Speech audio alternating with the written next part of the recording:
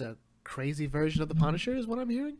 So, welcome back to the Bucket Think Tank. We're going to talk about the Grim Knight issue 1. This is sort of a, not really a tie in, more of an, I guess, a bonus chapter in the Batman Who Laughs storyline. This is the story of how the Grim Knight came to be.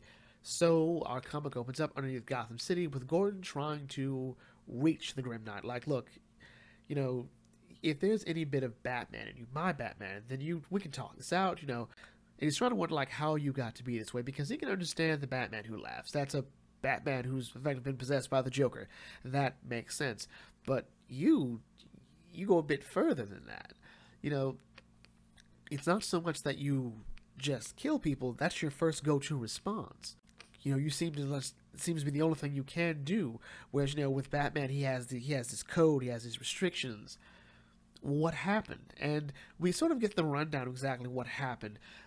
The idea behind the Grim Knight is one night, in Gotham City, young Bruce Wayne walks with his parents, meets Joe Chill. Joe Chill does what Joe Chill always does, kills the Waynes, and except what happens is Joe Chill drops his gun to go find the pearls. Young Bruce Wayne is like inspired or just sort of possessed, one would say, or just like done. He picks up the gun and he shoots and kills Joe Chill, and this begins life. That one differing moment in Bruce Wayne's life changes everything. This is sort of something that happens with, well, not really Bruce Wayne. Well, actually, not with the Dark Knights, but with Bruce Wayne. And the idea that something can happen that night that will change the course, but it'll still be some version of Batman. The Dark Knights came with the idea that night on Crime Alley, he got a Green Lantern ring and he polluted the emotional spectrum. Yeah, that was interesting. So he devotes his life to molding his mind and his body to fighting crime, but he feels like there's something more he needs. Some sort of edge. He doesn't just want to fight crime, he wants to kill crime. And that night, when the bat goes through the window, he takes the gun, shoots it like, yes, father, I get it. So he becomes Batman. And in sort of a year one style, he goes to a crime family meeting, and he gives the same speech that Batman gave in year one, like, gentlemen, ladies and gentlemen, you've eaten well. You've eaten Gotham City, its spirit, its life. That feast is now an end. From this moment on, no one is safe. And he kills them. He sets them on fire. And this seems to be his crusade as he goes around killing people like Oswald Cobblepot, Roman Sionis, Waylon Jones, the Red Hood gang leader. And this has drawn the attention of Gordon. And Gordon says, okay, so we can no longer ignore this Batman. He's become a threat to the city. And this is primarily because he is killing people. I think the understanding for most people in Gotham City, as well as with Gordon and most people with the GCPD, is that Batman normally operates with this sort of restriction. Like, he can bring criminals in, he can make what I guess we'll call a citizen's arrest, and he can possibly even present evidence, which would be sort of sketchy at best. But they would sort of draw the line if he actually killed someone. It sort of poses the question exactly what is the extension of a vigilante, and exactly how far would the city tolerate it. But most of the GCPDs are like, no, we don't. We kind of don't want to do this. I mean, he's killing criminals. What's the big deal? This is sort of another argument in Death Note when it came to the issue of Kira. Is Kira a bad person because he's killing people? Well, I would say Kira was, because he was killing people in prison. If anything else, he wasn't killing people who were on the run. He wasn't killing people that the police couldn't find. He was killing people who were serving their time, whether they were remorseful or not. That seems to be, to me, the default line, as well as the fact that Kira is taking the law to his own and declaring himself justice. Actually, Kira is sort of a good comparison to this Batman. But anyway, Gordon, with some resources, with a couple bribes, have, gotten the GCPD to agree with him to lay a trap for Batman. They create a bat signal, which he follows, and they tie him down to, like, yeah, there we go. This is all thanks to the money, to the Wayne to the Wayne Enterprise donation trust. And the Grim Knight goes, that's adorable. He activates a little button on his glove, and it kills all the guards who are wearing Wayne Enterprise donated suits and vests. And that's when Batman, the Grim Knight, takes Gordon, holds him over Gotham, like, this is what I've done here. Look at my city, all right?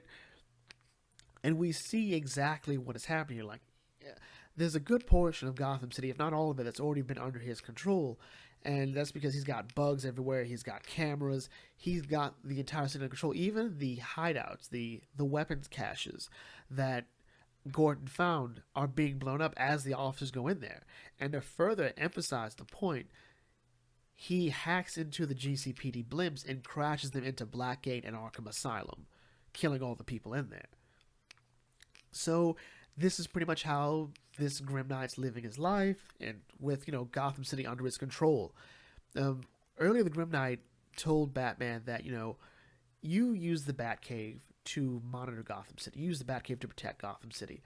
I turned Gotham City into my Batcave, or the entire city is under my control, and we see this here as just from his computer, he's able to kill people who commit crimes. He kills a mugger in the alleyway, and the dad comforts his crying. He's like, "No, son, this was a good thing. The Batman is always out there. We should thank him." We see that he's able to kill people who are speeding on the highway, and this gets to the point where Alfred walks out, and we find out that Batman put a bomb in Alfred's neck, so if he would think to leave. But Alfred still leaves anyway. And he's also wondering where Jim Gordon is. Jim Gordon hasn't been seen for 6 weeks. What's Gordon been doing? Gordon's been proving why he's such a competent detective, because he's figured out the connection between all the places, all the tech, and all goes back to Wayne Enterprises. And he even sneaks into the mayor's office with Rupert Thorne, and Mayor Harvey Dent says, "Hey, I got it. We have to do this by the books. We have to prove that our way works." And ultimately it does. The FBI, the GCPD, they surround Wayne. They surround Wayne Manor. They bring Bruce Wayne out. Gordon kicks the snot out of Bruce and says, "You have the right to remain silent." And that's where the Grim Knight sort of snaps. Like, you know what? I remember everything about that day.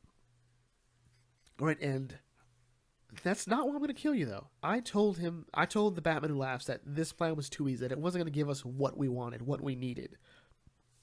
I'm going to show you exactly that your way is wrong. I want you to admit to it that our way is the right way, because you aren't that Jim Gordon. I've realized that. And all Gordon has to say is, "You think I wouldn't do exactly what that Jim Gordon did? You must be mistaken. And I can tell right now you're not Batman. Or I can tell in your voice, you don't view Gotham City as something to be protected or an idea. You see it as a weapon, as a cudgel for acting out your own cruel vendettas. So go ahead, pull the trigger."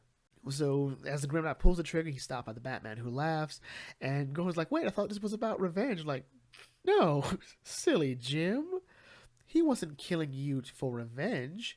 He was killing you to save you from what I'm going to do to you. And that's how the comic ends.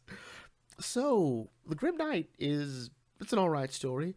I'm not quite sure what I was supposed to expect from this. I mean, it does sort of show exactly, I think, a difference between Batman and the Punisher. Primarily because the Punisher, I think, is more well-adjusted to, killing people than I think Batman is. Batman's issue is he doesn't quite know how to restrain himself. That's why he has all these rules to keep him in line. Under the Red Hood made the idea that if Batman made one exception to a rule, like killing the Joker, he'd be able to keep making exceptions. Even in that extreme case, he wouldn't be able to stop. He'd never go back down that path.